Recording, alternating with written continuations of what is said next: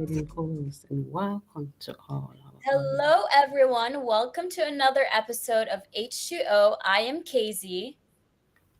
And I am Titi. Good to see you as always, my always radiant host. How are you? And welcome to all our audience, wherever you are. Good morning, good afternoon, good evening. It's so good to have you this morning. And you look good in white, by the way, KZ.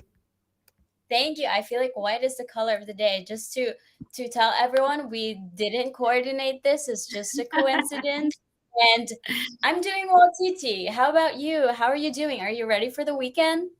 Oh, I am. I'm ready for the weekend as always. And this is peace, like I'm ready for Valentine before I start painting the town red. So I have to put on the Oh, white before the red. it's already red. So I'm one. Oh, good for you, girl. But anyways, we are glad to have everyone join us again and in this episode. And we would like to ask everyone to put in the chat where you're from. It would be great to have some sort of lively engagement. And our heart goes to, goes out to all the victims of the recent earthquake in Turkey and Syria. Yeah, you're right, because it's such a shame this is happening at this time of the year. And all our partners and sponsors have members from all over the world. So we want you to know that we stand with you in these trying times.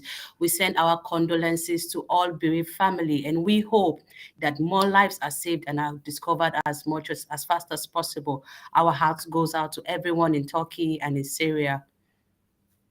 That is true, TT. H2O is a talk show for all, and we leave no one behind. Yes, that's true, Kazaya. We leave no one behind. And speaking of leaving no one behind, I know it's always a talk show that involves everybody. So, and I know you always have you always have something. You keep, the guests. You always have a surprise for us on this show. You keep it entertaining. So, if I may ask, who do we have as a special guest today? That is one of my favorite questions, TT. Today we have an engineer from the water sector. Aren't you excited? Oh, this must be interesting. An engineer from the water sector. So, see where I come from. When you say engineers, it's usually synonymous with construction, building, road, houses, but water sector, I really want to know more. And right now, I'm actually excited to learn from our guest in the house. So, who is the special guest? Because TT, our special guest for today is Dr. Farokh Kakar. Dr. Farrow is a is an environmental engineer at Brown and Caldwell and the founder of Blue College of Water and Technology based in Vancouver, Canada. Dr. Kakar is also the founder and president of Canadian Young Water Professionals, a member of the Strategic Council, and a former emerging water leader at the International Water Association, who is also one of our partners. She's also serving as a vice president of young professionals in the Canadian Association of Water Quality. In addition, she is the global ambassador at the Society of Women Engineers, empowering women in engineering internationally. TT and all our guests, help me welcome our special speaker for today, Dr. Farrow. Oh, this is the part where I love the most. I love my job. Hi, Dr. Farrell. Nice to have you on board. How are you today? Hello, good morning, everyone. I am so thrilled to be today. Although it's always for me, these kind of international meetings are early morning, but I am enjoying it. Like, do you see? It's still night outside. Oh. And But that's why happy I to love be. my job, Like I get to meet all these high people and I get to ask them questions. Keziah, can you imagine? I get I love this job a lot. Okay, so welcome to the show, and I know our audience are all excited to meet you as I am. So I'm gonna be starting the session with a few questions, and my first question will be, what was your journey like, and how did you end up in the water sector? This is because the water sector is something that to some of us is new. So seeing you there and having all this bio, I really really want to know, how did you get into the water sector? Absolutely. Thank you. Well, you know, my background is from Afghanistan, and hearing the word Afghanistan, you can imagine all the hardship, the troubles Yeah. that people go through, and I was one of them. I carried water. I saw people suffering for water. I saw children carrying water, women carrying water. And that was the inspiration when I came to Canada. I wanted to pursue my career in water. And as you were surprised that there's engineering of water, I was too. And I was like, what? There's something like that? Because I did engineering my back home, but it was mining. And then Yeah. when I came here, I was like, what? This is such a great opportunity. I can do what I really, really like. And Mhm. also learning about the indigenous problem in Canada, even in northern Canada, we have so much problem with indigenous people lacking access to the clean water and wastewater treatment plants and these things. So that was the inspiration that I pursued to go to the water sector.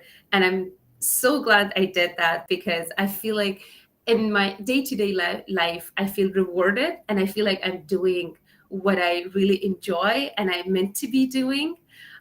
So yeah, I the main thing that drive me to come to the water sector was my background, I would say. Oh, I could actually resonate with that a lot because back home in Africa, this is just our normal life. You just go to the stream, you get a bowl of water on the pot on your Yeah. head, and you come back home. So it was actually surprising to me when I first moved to the and I realized you just have to open your tap and then you have water. So I understand the concept, and it's amazing how you've been able to merge your passion and what you love doing at the same time, something meaningful, something back to the community, especially when you're working in water sector. It makes you feel like, okay, now I understand this sector. How do I take it back home? But that takes me to the next question. As young people, we are often, we get to hear about our lack of knowledge, our lack of technical skills, our lack of enough management and governance, so to say. So I would like to ask you that, in your opinion and through your experience of working as an engineer, how do you think youth can learn these skills and build their profiles as consultants or researchers, and moving beyond advocacy and screaming on the streets? And, how do you think we can make impactful engagement? It's a great question. Indeed, I always say this to my fellow friends that, it's just so easy and great to go technical, because as engineers, our minds are set up like that, right? We just enjoy it. It's our safe zone, and we like to just go deep in it and dive in it. But sometimes if you step back and look at it, that if you go so deep, you miss off a lot of other things. Yeah. You miss how to communicate. You miss how to lead, how to become a leader, because this world need leaders, right?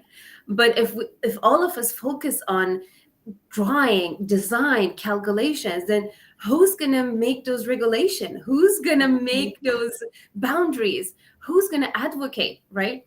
So that's why the first thing I would suggest for the youth to go beyond advocacy is to get out of their safe zone and not only focus on the technical parts of their work as much as it's needed. As engineers, it's great, and I know all engineers who step into this, they're great at it. So keep up the good work there, but also focus on the other side, because it is really important to have both sides. And the other thing is that I do really believe that it's not only what the job that you're doing right now, getting up to date, always checking what's going on in the world, right? It's not only your own company, your little job that you're doing. There's just so much happening in the water sector outside there that you can't imagine. I came from Afghanistan, and then I lived in Canada, where I got a taste of both sides, developing countries and developed country. So kind of it gives me a clue of what's happening on the other side, right? So, and I appreciate that a lot, that I could relate to both and I could see where is the gap.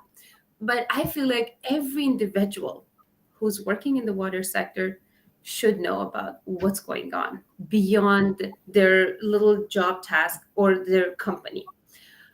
And the last thing I would say is that they should put their self out there.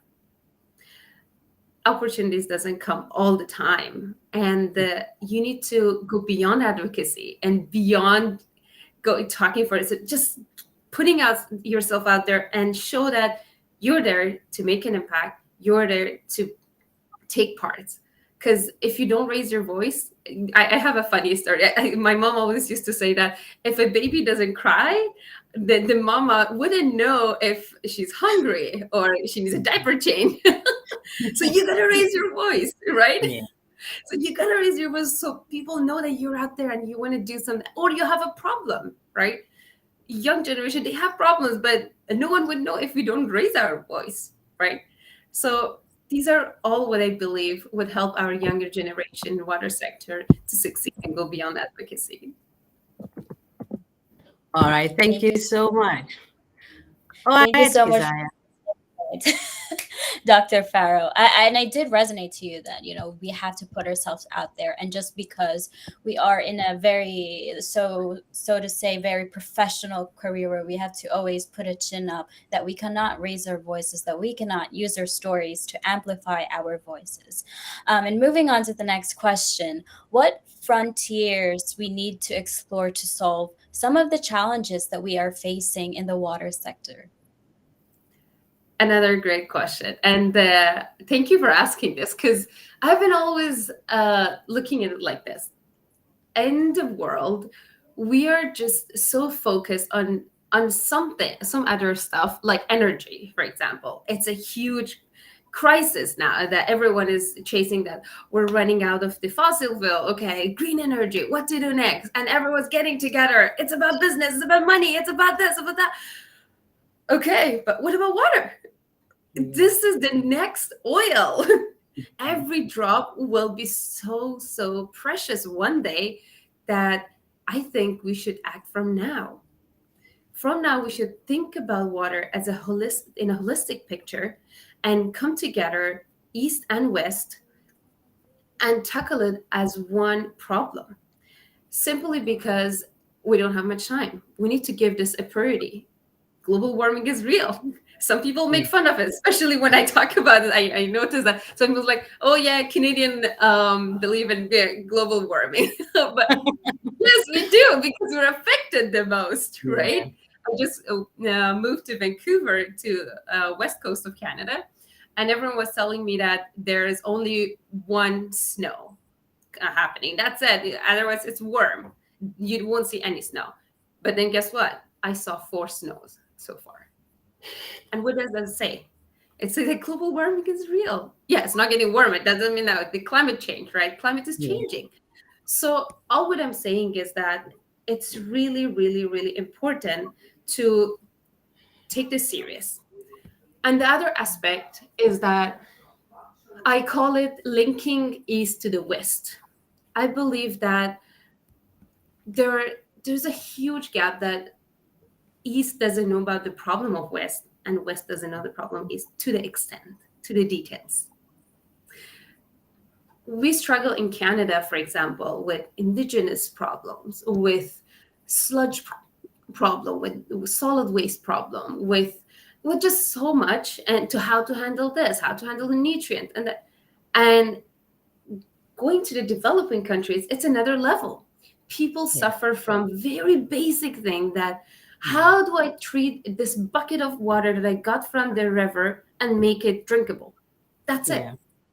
And that needs a very simple solution, that as much as there are so many great agencies trying to help, but it's just a lot of them that they're not reaching out to all of them. And this needs, what does it? It needs a linkage between the both side, East and West, so we can give that small solution to one person, change that small family's life, right?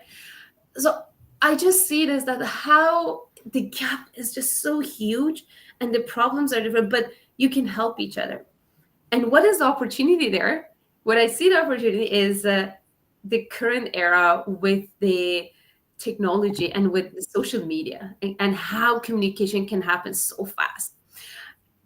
In my back home village, even our farmers, they they're on their tractor, but they have their phone and they have their Facebook or they have their Instagram, right? So Yeah. every corner of the world, you wouldn't find anyone without a phone, and we can reach out to them so easily. So all what I'm saying is that the bottom line is we should put this in the frontier of our work to help each other, to link this world, to make it one big village. I hope that Thank you answers the so question. much. Yeah, I resonated to what you said about like linking the East and the West. I also come from the Philippines and also a developing country. And sometimes our problems when you go to a developed world is kind of like quote unquote is said as simple, but I mean, it's also relative to where you're living. And I like how you said that everything is connected, that we should work with each other. We should link the East and the West because like with a challenge like climate change, we need to be intersectoral about it. We need to talk with different sectors. And that is why we are here to learn from you as an engineer. And moving on to the next question, do you see any current gaps that we need to fill to advance water education specifically? Absolutely. Thank you for asking that question because I've been having this discussion with my colleagues even that hey, listen, guys, do you see how technology is running so fast, and we're just getting all these new sort of AI and apps and things that it's beyond your imagination. But in the water sector, we're really crawling, and technology is running. And I feel like we're not able to catch it. So I see a huge gap here in industry that we're not catching up. Uh, there is something we need to do. I don't know what. Make it to how to make it fast paced, how to make it catch up with the technology. Because I believe there are experts who are looking at this, but I think there will be a revolution, and there's the need for a revolution in how the technology is moving fast. And in the other side, in the research and academic, with relating to this technology advancement, are we in a good shape, or are we doing enough with our communication, with only publishing works, relying on journals, relying on the conferences? This is something that has been in my mind for a while, that is this enough in this era? People are using so many platforms to exchange information, such as any news would go in a second out there, right? But how about the science? How about the engineering thing? How about the water sector? Is it going in the same pace? I'm doing a research on my PhD. Who knows about it? After a year, if I publish it somewhere, yeah. If I don't publish it, I'm lazy. No one's gonna know about it. So probably we need to take a look again. There is a gap here with the how the generation is moving and how we're communicating. So I think that that's one gap. And the other side, the gap is in the educating the public. It's about people knowing the value of the water. Yeah. You know how right now we're paying for the gas, right? When we go to a gas station, I personally I don't let a drop of that oil or gas go onto the floor, or you know what I mean? I don't waste a drop because I'm paying for it. And come on, oh my god, it's so expensive. But imagine if water was the same. Imagine if we were be paying for the water the same way, right? Every drop would count. But now, because we're not paying that price, because we have a lot of it, we're wasting every day. And the public need to know about this, need to know the value of the water, that probably in a century or something, we might be paying for the water as we're paying for the oil and gas. So public education is another gap, I think, that we're wasting a lot now. People are really not educated on the value of the water. That's, I believe, a huge gap, unfortunately. Thank you so much. I can feel the pain as you describe the gap, especially in the water education system. And it's actually true. One thing I've realized is as humans, we really don't worry about much until we don't have much. You understand? We don't worry about water right now because we have it every day. But the moment it becomes scarce, then you see people like everywhere trying to get it. And one thing I've come to understand is we cannot live without water.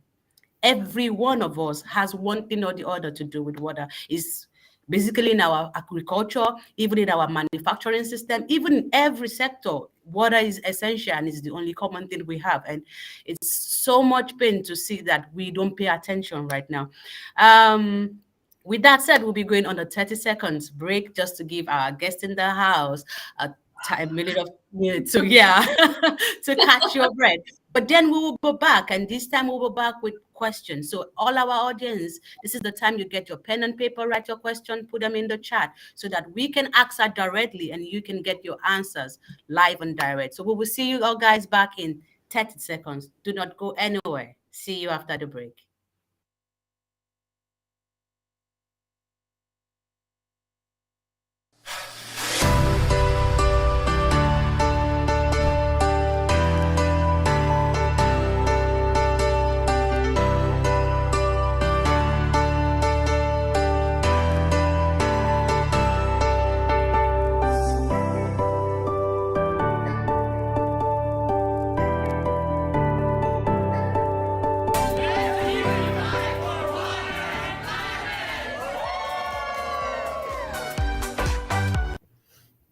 Yay, welcome back, everyone. Let's unify for water and climate. And that takes me to the next question. So we have a question from someone, one of our guests, Malik, and she says, do you have any message or suggestions that you would like to give to our young listeners who are in their early career stage and are looking forward to embark on their water sector journey?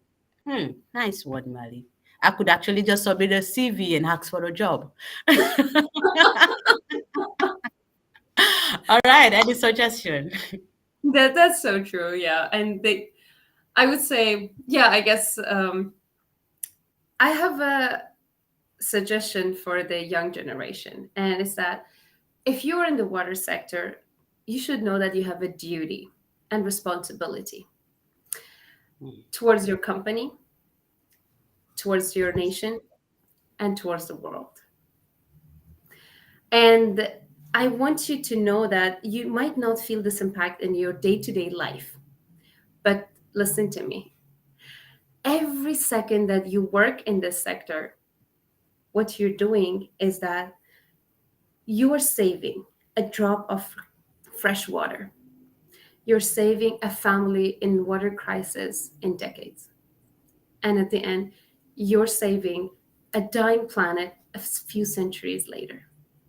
So take your job serious and know that you're here in this sector for a reason. Hmm. That's my It's such Wow. suggestion. and responsibility. That reminds me of that film. I think Batman was it no Spider-Man with greater power, greater responsibility. So if you have a lot, so you duty and responsibility goes hand in hand. And it's funny how young people just think, I want the privileges, I don't want the responsibilities. Guys, you heard it from Dr. Farrow. It goes hand in hand. So the privilege of working in the water sector goes with the duty and responsibility to your company, to your people, to your generation, and to the whole humanity at large. Any other further question from you, Keziah? Well, TT, the previous question really hit me hard in terms of Oh, reflection that we are here not only because we want to raise our voice or we want to Yeah. share a story or Mm. want to learn from each other, but we are here for a common mission. And sometimes, in the climate space, in the water space, we kind of forget that I actually learned this in my philosophy class a couple years ago. I forgot who said it, but sometimes, like most times, we have the same goal but different ways of going there, and sometimes the small Yeah. processes are what we, like the small differences that we have is what takes us most of the time, like, it takes a lot of our emotions. And and sometimes we just have to step back, look at the big picture, and see that at the end of the day, we're here for the same mission, for climate, to have like a sustainable planet for all. I don't think we have any more. Do you think, TT? Okay, time check. Okay. No. We don't have any question, but I'm so excited for this next segment of the show. This is what we call It's Time for Waterfall. Okay, so Waterfall is a 60-second segment where we get to have personal questions in a fun way. So you have 60 seconds to answer as many questions as possible without thinking twice on your questions, on your answers. Oh, really? We have another question. Oh, okay. So one sec, a pause on the waterfall section.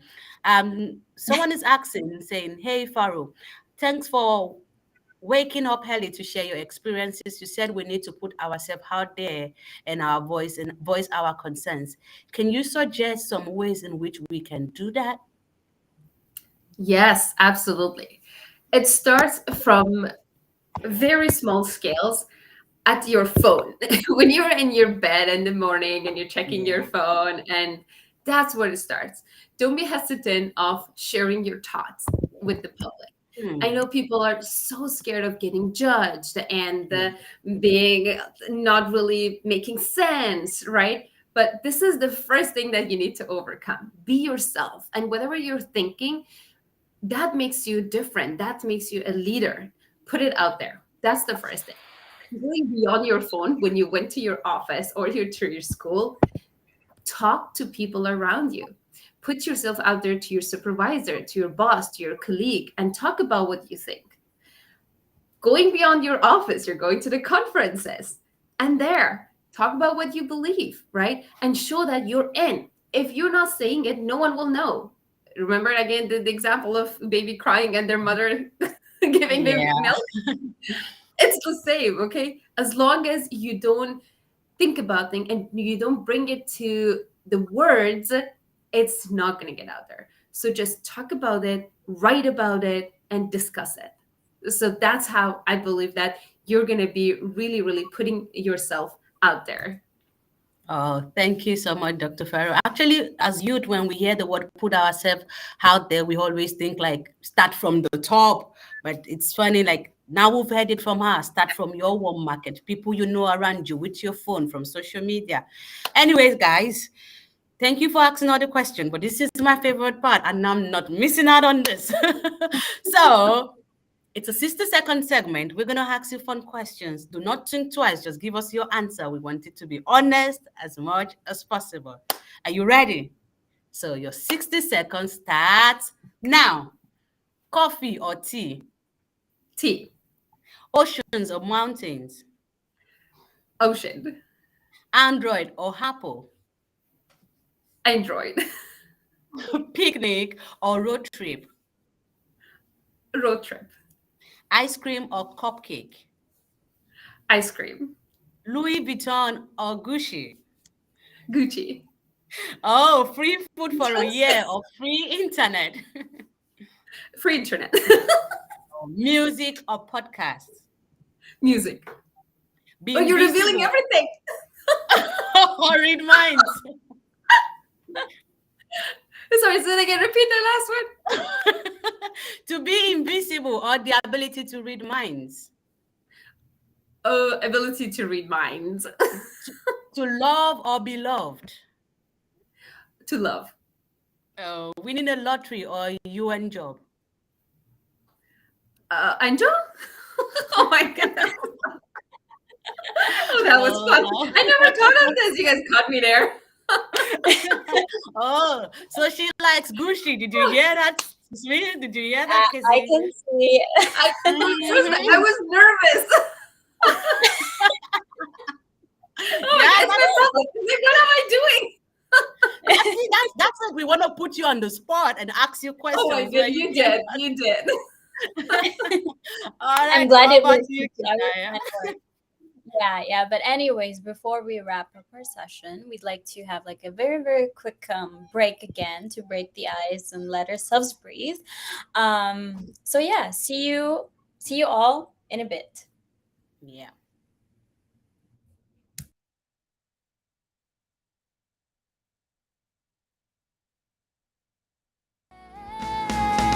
Unified hand in hand, we sing an anthem of hope, an anthem of peace. Our voice tomorrow sustains, leading the change our world needs to see. The change we shall be. Oh, eh, oh, eh, oh, eh, oh, eh, oh, eh, oh, eh, oh, eh, oh, eh, oh, eh. Thank you so much, all. Thank you again for being here, Dr. Farah. Thank you for being here. We really had a fun time with this session. It was very insightful, very reflective. So this is the last question. In 3 words, describe the session, or what are 3 words that you would like our audience to take away from this session? I would say for our audience, responsibility, advocating, and visibility. These would be the 3 words that I wanted to put out there, because especially the last one, that I really believe in this world that we're working from home, studying from home, visibility really matters, Yeah. and you gotta be out there. I hope that's 3 good Oh. words. Yeah, visibility. Because if no one knows what you're doing, then you're not doing anything at all. Oh, thank you so much. All right. Casey, any Pleasure. special words? Yeah. Before we end the session, I would like to thank our special speaker, Dr. Farrow. Thank you so Pleasure. much for being here, for sharing your time, your knowledge, your experience. Thank you to our partners at International Water Association, Youngo Water and Climate Group Working Group, and of course the Unify team is the one handling the tech team for putting up another successful episode. And before we say our goodbyes, I know we usually flash the next speaker. TT, since it's Valentine's Day next week, it's another surprise. Can you believe that? Yes, it's Yeah. gonna be a surprise. So Yeah, they should just wait for Unify's post. Yes. yeah. And So by that please time, do we'll follow. yeah, Okay, paint yeah. the So town please do red. follow us on all social media platforms to hear more about the information and keep in touch with us. Also, we'd like to say big thank you to all our audience. You're the reason why we're here, and we're so happy that you're learning from it. And our hope is that we let our actions flow for tomorrow. And also, I would like to thank my co-host, always radiant as air. Keziah, thank you so much for always making working with you so fun. Thank you, Dr. Faro. I My think pleasure. you brought more energy than we, the co-host, had this afternoon. You were on fire. Thank you Thank so you. much. Thanks for having me. Thanks for That's having me. It was a awesome. pleasure. Always a pleasure being with you too as well, TT. I definitely look forward to the show every week. So yes. You have Thank you no so much choice. You're all. stuck with me. You're stuck with me, girl. You're going nowhere. All right. Bye, everyone. See you next time. Goodbye.